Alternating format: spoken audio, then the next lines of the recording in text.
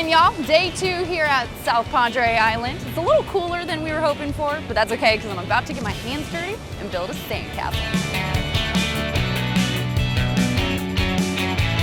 Hey, Andy.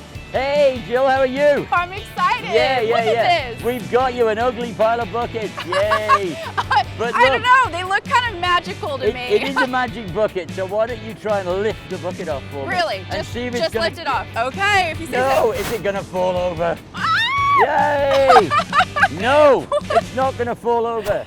I didn't even do anything, and all of a sudden I this know. beautiful sandcastle appears. Exactly, look. We got one more?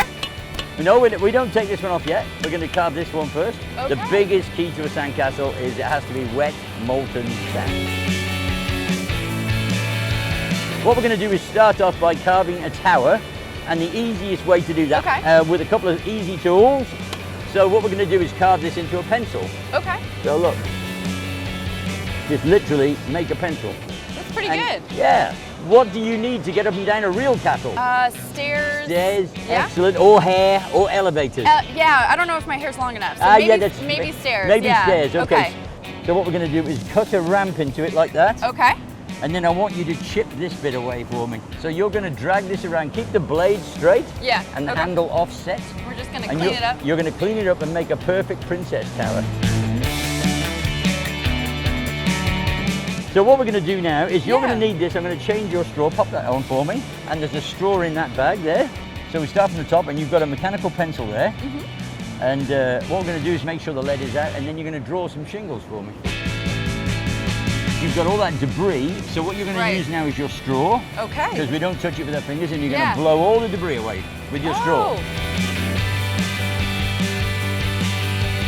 Okay. I would have never thought something as simple as a straw could make such a difference on a sandcastle. It's a mega weapon. One of my favorite parts about sandcastle building, and anyone can do it. You don't need a certain skill set. You don't need to have any sort of experience. Just enjoy having your feet in the sand and getting your hands a little dirty. You know what I love about the beach? There are no desks. There's no money. There's no big buildings. There's no monster houses. Yeah. You have no idea who's watching you, and you've no idea who you're talking to in your family. And I love that. I meet some absolutely phenomenal people. And that is how we do it. Our YOLO, Texas Princess Castle. Whew! Showered off all that sand, and now I'm hungry. Word on the street is, this is the local hotspot, Tom and Jerry's. We opened here in '96 of July, and we've been in the valley since the early '70s, but this is the only one we have left, and we love being here in South Padre. Just a short walk from the beach. How much fun does this place get, especially on a nice hot summer day when people come in hungry and thirsty? Very short walk to the beach. I mean, people come in with sand on their feet, and it is a place where people can come hang out and meet the locals and find friends and then have a good time. Obviously, you have some delicious looking drinks, and I can imagine your food here is pretty darn good too. Yeah, we got really good food. We got all kinds of shrimp, steaks, street tacos, amazing. And I imagine because the water's so close, it's pretty fresh here. Yeah, I go every week to pick up from the boat, so it's about as fresh as you can get. Right from the boat. Right from the boat. As far as drinks, this right here is a tsunami.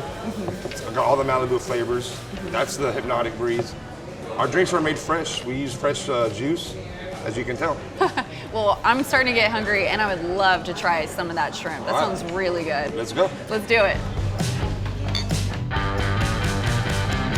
Okay, now I see why the locals come here. Look at this food. We got beautiful street tacos over here, a huge ribeye, and oh my goodness, this peel and eat shrimp is calling my name. I'm starting with this first. You ready?